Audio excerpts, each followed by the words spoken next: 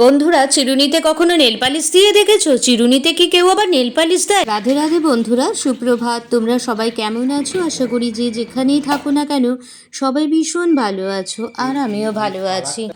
আলোর শহর চন্দননগর থেকে আমি তমালি বলছি। তমালির সাতকাহন চ্যানেলে আরও একটা নতুন দিনে নতুন ব্লগে তোমাদের অনেক স্বাগত। এখন বাজে সকাল 6:30, আর তোমাদের সাথে করে নিয়ে এখন থেকে আমি আমার ব্লগটা শুরু করছি। পুরোটা দেখতে থাকো, আশা করি তোমাদের সবার খুব ভালো লাগবে।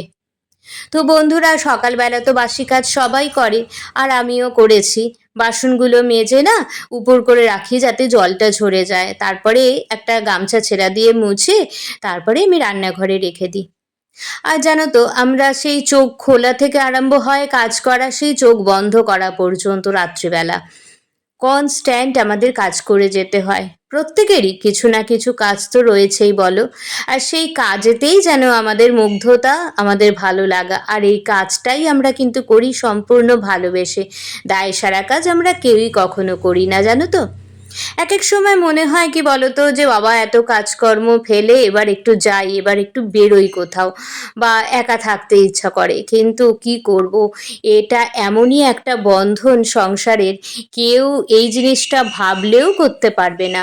তার কারণ হচ্ছে সংসারের বন্ধন, সংসারের ভালোবাসা এমনই জিনিস, কেউ কোথাও এই বন্ধন থেকে বেরিয়ে আসতে পারবে না। তো আমরাও সেরকম, সবাই সেরকম, বলো বন্ধুরা।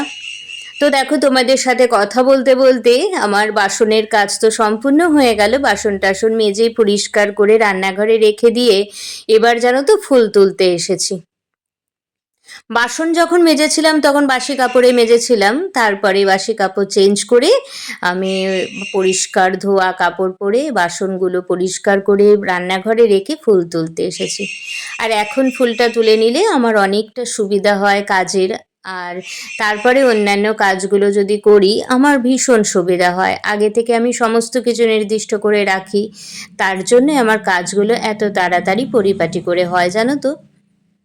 তো এই ফুলটা তুলে নিলাম। এবার স্নান টান করে আমি আগে পুজোটা দিয়ে নেব, তারপরে সংসারের বা ঘরের অনেক কাজ আছে সেইগুলো সারবো। আর এই ফুলটা তুলে নেওয়ার পরে না ভাবছি যে একটু জলখাবারটাও করে নিই, কারণ জলখাবারটা না করলে আমার মেয়ে স্কুলে যাবে, ওর বাবা কাজে বেরোবে, কি করে করব তাহলে। তো তার জন্য স্নান করে ঠাকুর পুজো দিয়ে এখন চলে এসেছি জলখাবার করতে। তো আগের দিনে জলখাবারটা আগের দিনে তরকারি করেছিলাম, সরি একটু ভুল বলে ফেলেছিলাম। তো আগের দিনের একটু পনিরের তরকারি ছিল, সেটাই একটু গরম করে নিলাম, গরম করে সরিয়ে নিলাম, সেটা আমি খেয়ে নেব। আর ওদের জন্য আলাদা করে আমি একটু ভাবলাম যে চাউ করব। তো চাউটা তো আগেই সেদ্ধ করতে দিয়ে রেখেছি, মানে চাউটা যাতে নরম হয়, তারপরে সবজি টবজি কেটে একদম নিরামিষভাবে চাউ করব, নর্মালভাবে, জানো তো। মানে প্রচুর তেল দেব না, মশলা দেব না, একদম নর্মালভাবে চাউ করব। তো দেখো, আমি আমার পনিরের তরকারিটা সাইডে রেখে দিয়ে এখন চা বসিয়ে দিয়েছি। আর চাটা হয়ে যাওয়ার পরে ওদেরকে আমি দিয়ে তারপরে আমি চাউটা বসাবো, জানো তো। এদিকে সংসারের মধ্যে দেখো বিভিন্ন রকম কাজই তো থাকে, তোমরা তো নিশ্চয়ই জানো। আর ঘরের এখনো বিছানাটাও তোলা হয়নি। ঘরের বিছানা তুলবো এই সমস্ত কাজকর্ম করার পরে। আসল কাজ তো পুজো দেওয়া, সেই কাজটাই কমপ্লিট হয়ে গেছে। তো এখন ধীরে সুস্থে আমি কাজ করলেও খুব একটা অসুবিধা হবে না। তবে ধীরে সুস্থে কাজ করতে পারবো না, কারণ একটা টাইমের মধ্যে আমাকে বেরিয়ে যেতে হবে, আমার মেয়ের স্কুল ছুটি, তার জন্য। তো সেই ছুটির জন্যই আর কি, ওই টাইমেই আমাকে যেতে হবে, তার জন্যই একটু তাড়াহুড়ো করা। আর দেখো, ওদিকে সব কাজ টাজ হয়ে গিয়ে এদিকে সবজিগুলো আমি ভাজতে দিয়ে দিয়েছি। আজকে এই সমস্ত ভেজিটেবল দিয়ে আমি চাউ করব। খারাপ লাগে না, ভীষণ ভালো লাগে। আর তার সাথে যদি একটু বাঁধাকপি কুচি দিই, ভীষণ ভালো লাগে, জানো তো। আমাদের বাড়িতে সবার ভীষণ ভালো লাগে এটা খেতে। মাংসর কুচিও নেই, চিংড়ি মাছও নেই, ডিমও নেই, আজকে একদম নিরামিষভাবে চাউ করব। তবে আমার মেয়ে একটু পেঁয়াজ ভাজা দিলে বেশি ভালোবাসে, কিন্তু আজকে সেটাও দেব না। আর খুব অল্প তেলেতেই আমি এই চাউটা করব। তো যাই হোক না কেন, দেখো তোমাদের সাথে কথা বলতে বলতে না আমি জলখাবারও বসিয়ে দিয়েছি। আর এগুলো তো ভাজা হয়ে গেছে, নরমও হয়ে গেছে। এখন তো চাউটা কিছুক্ষণের মধ্যেই হয়ে যাবে। ওরা চাউ খাবে আর আমি তো তরকারিটা খেয়ে নেব। তারপরে এখনও আছে দুপুরের রান্না বান্না। তো আমার এদিকের অন্যান্য কাজ আছে বলে দুপুরের রান্নাটা মাই করবে আজকে। মা বলল যে আমিই করব, তুমি ওদিকে সমস্ত কাজগুলো করে নাও। তো তোমরা দেখতে থাকো ভিডিওটা, আশা করছি ভালো লাগবে। আমি একটু পরে আসছি আবার।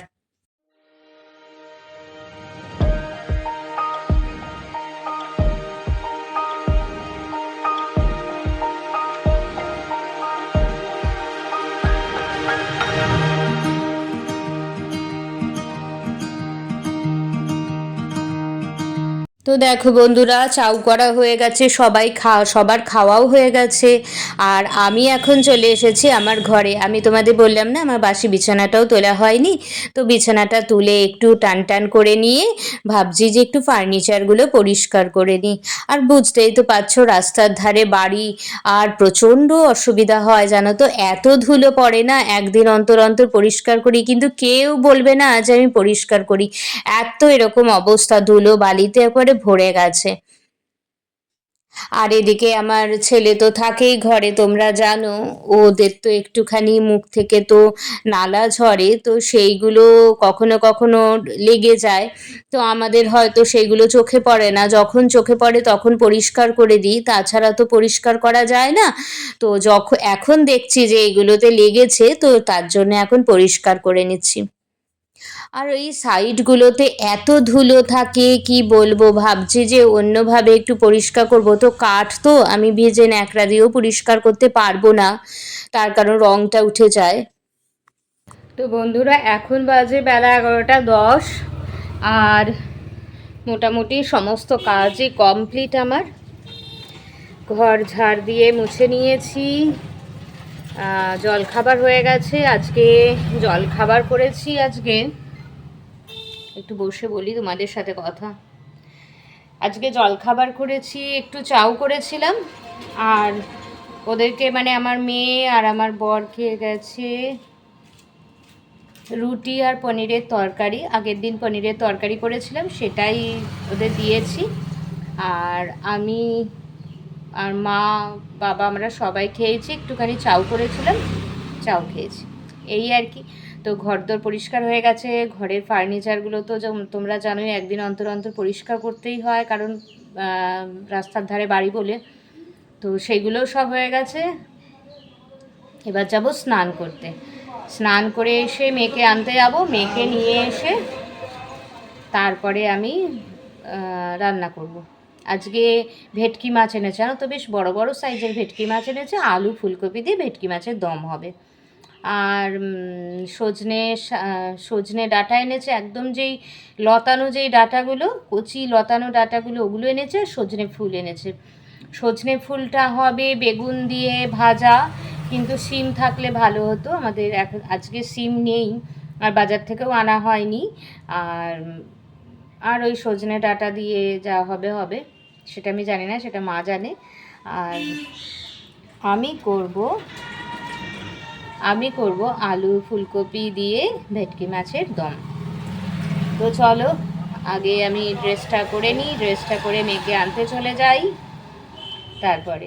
আর আজ কি হয়েছে জানো তো, এই আমি কাজকর্ম করছি, ওর বাবা কাজ থেকে এসে আমাকে ডাকছে। এবার আমি তো গিয়েছি, আমাকে বলছে দেখবে আসো, দেখো তো চুড়িদারটা কেমন হয়েছে। হঠাৎ করে চুড়িদার নিয়ে এসেছে জানো তো, মানে পিস আর কি, এত সুন্দর দেখতে চুড়িদারের পিসটা। আর আমার তো ভীষণ ভালো লেগেছে, আমার এরকম লাইট কালার ভীষণ ভালো লাগে, আর হোয়াইট কালারটা আমার। আর কাজটাও এত দুর্দান্ত, আর এত মানে সোবার কালারটা আমার ভীষণ ভালো লেগেছে জানো তো। আর এরকম ধরনের সারপ্রাইজ পেতে কার না ভালো লাগে বলো, আমার তো ভীষণ ভালো লাগে। তো যাই হোক না কেন, আর এখন জানো তো দুপুরবেলা পেরিয়ে বিকেলে, মানে আমি দুপুরবেলা বাড়িতে খেয়ে দিয়ে বিকেলে এসেছি আমার মায়ের বাড়িতে। আমি আর আমার বোনের ছেলে একটুখানি কফি খেয়েছি, কফি খেয়ে এখন বাসনগুলো মাজছি। আর ওর সাথে একটু গল্প করছি। আসলে ব্যাপারটা হচ্ছে ওকে আমি একটু পড়াই বাংলাটা। ও তো তোমাদের আগের ভিডিওতে জানো তোমরা আইসিএসসি দিচ্ছে, তো সেই কারণে বেঙ্গলিটা ওকে আমি বুঝিয়ে দিচ্ছি। তার আগে আমরা একটু কফি খেয়েছিলাম, সেই কফি খাওয়ার জন্য কাপগুলো একটু মেজে নিচ্ছি। তো আর ওদিকে আমার বোনের ছেলে আমার সাথে বকবক করেই যাচ্ছে। আর জানো তো এই সমস্ত কাজ করার পরে আমরা বেরিয়ে যাব, ও চলে যাবে, আমিও চলে যাব। আমি গিয়ে এখন আমার টিউশন আছে, আমার মেয়ের এক্সাম চলছে, সেখানে ওকে পড়া বোঝাতে হয়, ওকে একটু দেখাশোনা করতে হয় পড়ার ব্যাপারে আর কি। মানে সারাদিন আমার এভাবেই চলে যায় সত্যি কথা বলতে। আর তারপরে তো রাত্রিবেলা মা কি খেতে দেবে আমি বলতে পারবো না, কারণ আজকে কি রান্না হবে সেটাও আমি বলতে পারবো না, কারণ রাতের রান্নাটা আজকে আমি করব না ভাবছি, কারণ আমার নিজস্ব অনেক কাজকর্ম রয়েছে তার জন্য। তো সেই কারণেই আর কি এই সমস্ত দেখো তোমাদের সাথে কথা বলতে বলতে আমার বাসনটাও মাজা হয়ে গেল। আর ওরা তো ভাবছে যে কতক্ষণে আমাদের পরীক্ষা শেষ হবে, আমরা সবাই মিলে একটু আনন্দ করব, এটাই ভাবছে, বাচ্চারা যেরকম ভাবে আর কি। আর সেই আমাকে বলছিল কথা, আর আমি তাই ওর গল্প শুনতে শুনতে কাজ করছিলাম। তো তোমরা ভিডিওটা দেখতে থাকো, আমি একটু পরে আবার আসছি।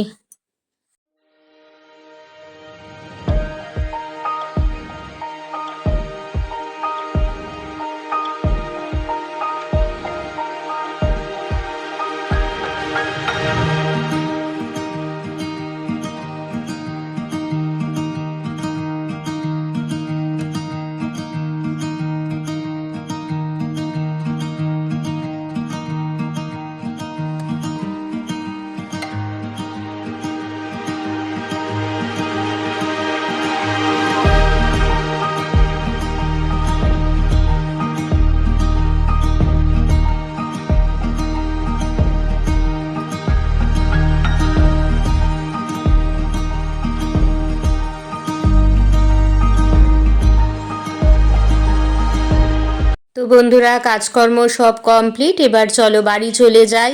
আজকে একটা অন্যরকম নতুন কিছু জিনিসের সাথে তোমাদেরকে পরিচয় করিয়ে দেবো, তো চলো দেখতে থাকো। বন্ধুরা, চিরুনিতে কখনো নেল পালিশ দিয়ে দেখেছো? চিরুনিতে কি কেউ আবার নেল পালিশ দেয়? কেমন একটা শুনতে লাগছে বলো? হ্যাঁ সত্যিই তাই, কেমন একটা বোকা বোকা লাগছে কথাটা। তো দেখে নাও আমি কেন চিরুনিতে নেল পালিশ দিয়েছিলাম। তো দেখো, আমরা যখন বাজার থেকে একটা চিরুনি কিনি, দেখবে চিরুনির দাঁতগুলো প্রচন্ড ধারালো হয়, মাথায় দিলে মাথায় প্রচন্ড লাগে, স্কাল্পে প্রচন্ড লাগে, কেটে যায়, আমরা চুল আঁচড়াতে পারি না। তারপরে আস্তে আস্তে চিরুনির দাঁতগুলো ভোঁতা হয়, তবে বেশ কয়েকদিন পর আঁচড়াতে। কিন্তু প্রথমের দিকে আমরা কি করব? প্রথমের দিকে তো আমরা চিরুনিটা ঠেকাতেই পারি না মাথায়। তার জন্য একটা সহজ পদ্ধতি আছে, প্রত্যেকের বাড়িতেই তো কম বেশি নেল পলিশ আছে, তো তাতে আর চিন্তা কি আছে? তোমরা চিরুনিটা কেনার পরে আর কোনো চিন্তা করতে হবে না, নেল পলিশটা ঠিক আমি যেভাবে দিচ্ছি ঠিক দাঁতগুলোর উপরে তোমরাও এভাবে লাগিয়ে দাও, দেখবে কিছুক্ষণ পর শুকিয়ে যাবে নেল পলিশটা, আর তোমরা খুব ইজি চুলে ঠেকাতে পারছো চিরুনি, তাতে কোনো কিছুতে লাগছে না, আর তোমাদের স্কাল্পেও লাগছে না, খুব সুন্দর করে চুল আঁচড়ে নিতে পারছো। যদি আমার টিপসটা ভালো লেগে থাকে অবশ্যই আমার চ্যানেলটা সাবস্ক্রাইব করে পাশে থেকো, আর কমেন্টস করতেও ভুলো না তোমাদের এই টিপসটা কেমন লাগছে। তো এই টিপসটা একদম নতুনত্ব টিপস, একবার ব্যবহার করো, নিশ্চয়ই তোমাদের ভালো লাগবে এবং খুব উপকারী টিপস। তো আজকের মতন এইটুকুই, নেক্সট ভিডিওতে আবার তোমাদের সাথে অন্য একটা নতুন টিপস নিয়ে এবং গুরুত্বপূর্ণ টিপস নিয়ে দেখা হচ্ছে। So good night, tata.